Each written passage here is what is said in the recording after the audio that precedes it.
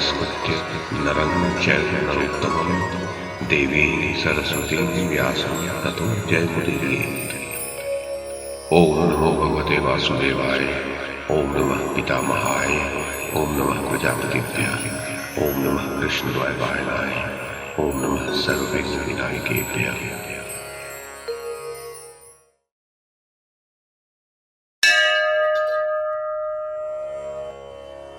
वैशंपायन जी कहते हैं, जन्मेजय श्री कृष्ण द्वैपायन महर्षि व्यास ने अजात शत्रु कुंती कुमार युधिष्ठिर से पुनः कहा, तात महाराज युधिष्ठिर, वन में रहते समय तुम्हारे मनस्वी भाइयों के मन में जो जो मनोरथ उत्पन्न हुए थे, भरत श्रेष्ठ उन्हें ये महारथी वीर प्राप्त करें।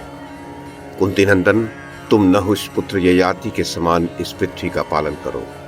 तुम्हारे इन तपस्वी भाइयों ने वनवास के समय बड़े दुख उठाए हैं। नरव्याघ्र, अब ये उस दुख के पश्चात सुख का अनुभव करें। भरतनंदन, प्रजानाथ, इस समय भाइयों के साथ तुम धर्म, अर्थ और काम का उपभोग करो। वन में बाद में चले जाना।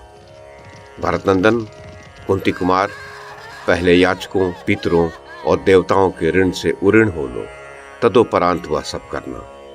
कुरुनंदन महाराज, पहले सर्वमेध और अश्वमेध यज्ञों का अनुष्ठान करो, उससे परम गति को प्राप्त करोगे। पांडुपुत्र, अपने समस्त भाइयों को बहुत सी दक्षिणा वाले यज्ञों में लगाकर तुम अनुपम कीर्ति प्राप्त कर लोगे।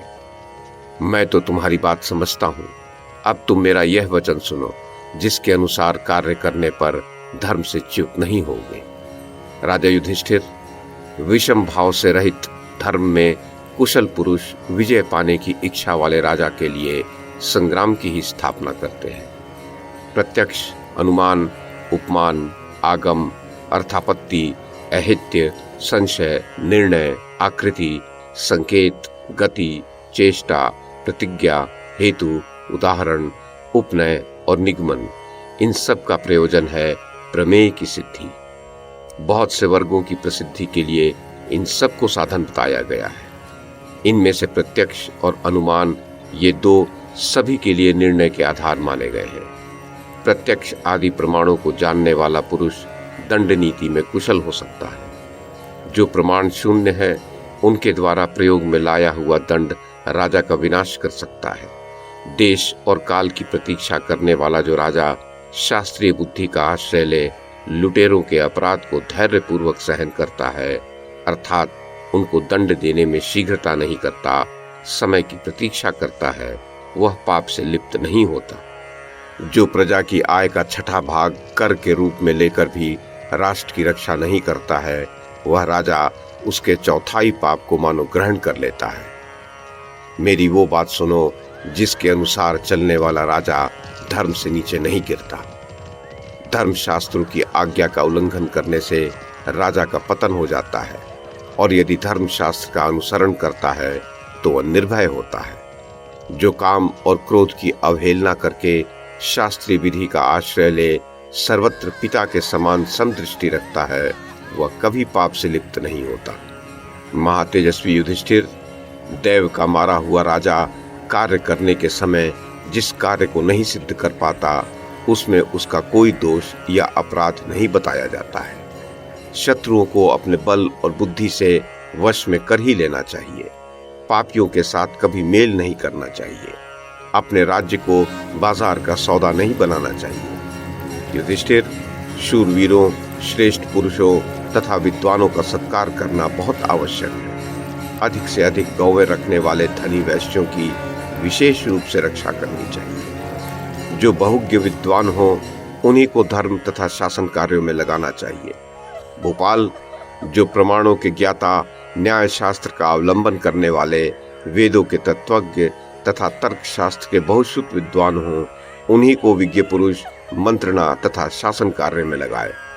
तर्कशास्त्र, धर्मशास्त्र तथा दंड नीति से प्रभावित हुई बुद्धि तीनों लोकों की भी सिद्धि कर सकती है। राजन, भोपाल, जो वेदों के तत्वज्ञ, वेदज्ञ, शास्त्रज्ञ तथा उत्तम बुद्धि से संपन्न हो, उन्हें यज्ञ कर्मों में नियुक्त करना चाहिए।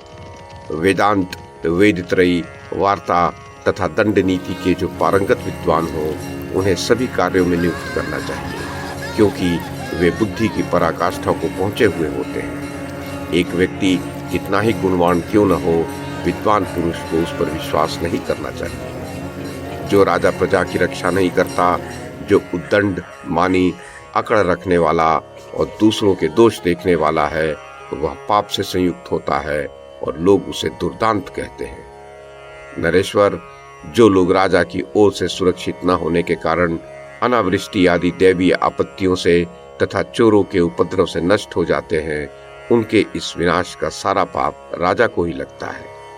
युधिष्ठिर, अच्छी प्रकार मंत्रणा की गई हो, सुंदर नीति से काम लिया गया हो और सब ओर से पुरुषार्थ पूर्वक प्रयत्न किए गए हों, उस अवस्था में यदि प्रजा को कोई कष्ट हो भी जाए तो राजा को उसका पाप नहीं लगता।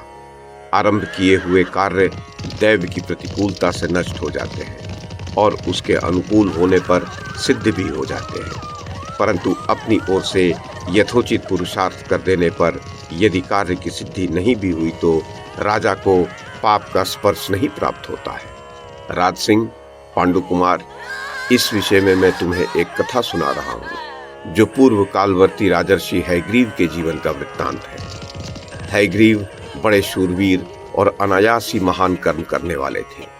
युधिष्ठिर, उन्होंने युद्ध में शत्रुओं को मार गिराया था, परंतु कालांतर में असहाय हो जाने पर वे संग्राम में परास्त हुए और शत्रुओं के हाथ से मारे गए।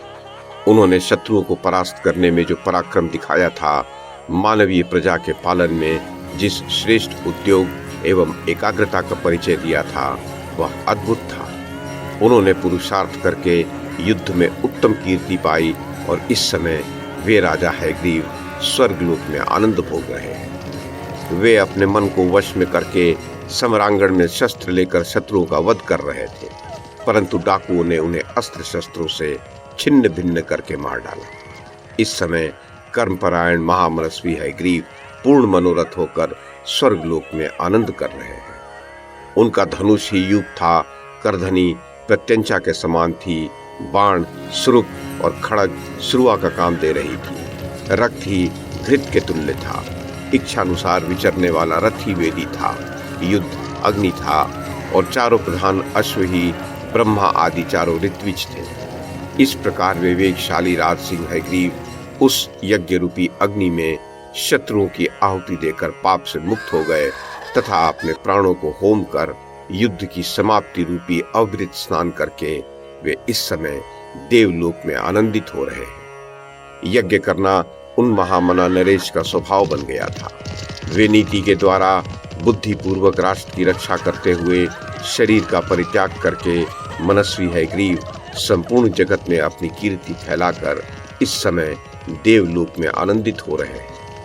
योग और न्यास सहित दैवी सिद्धि, मानुषी सिद्धि, दंड नीति तथा पृथ्वी का पालन करके धर्मशील महात्मा राजा हयग्रीव उसी के पुण्य से इस समय देवलोक में सुख भोग रहे हैं। वे विद्वान, त्यागी, श्रद्धालु और कृतज्ञ राजा हयग्रीव अपने कर्तव्य का पालन करके मनुष्य लोक को त्याग कर मेधावी, सर्वसम्मानित, ज्ञानी एवं पुण्य तीर्थों में शरीर का त्याग करने वाले पुण्यात्माओं के लोक में जाकर स्थित हुए हैं। वेदों का ज्ञान पाकर, शास्त्रों का अध्ययन करके, राज्य का अच्छी प्रकार पालन करते हुए महामना राजा हयग्रीव चारों वर्णों के लोगों को अपने अपने धर्म में स्थापित करके इस समय देवलोक में आनंद भोग रहे हैं।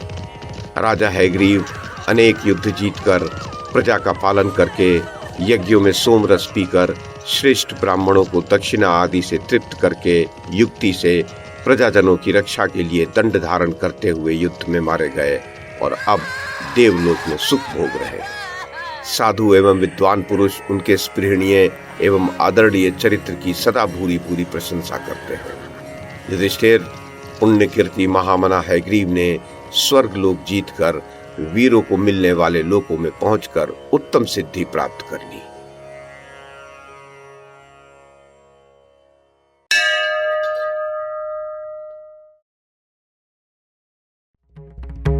YouTube के माध्यम से महाभारत की कथा को एक श्रृंखला के रूप में प्रस्तुत करने का हमारा ये प्रयास यदि आपको सराहनीय लगा हो तो कृपया इस कड़ी को लाइक और शेयर करें, चैनल को सब्सक्राइब करें और बेल आइकन को दबाएं। साथ में अन्य लोगों को भी देखने के लिए प्रेरित करें। धन्यवाद और नमस्कार।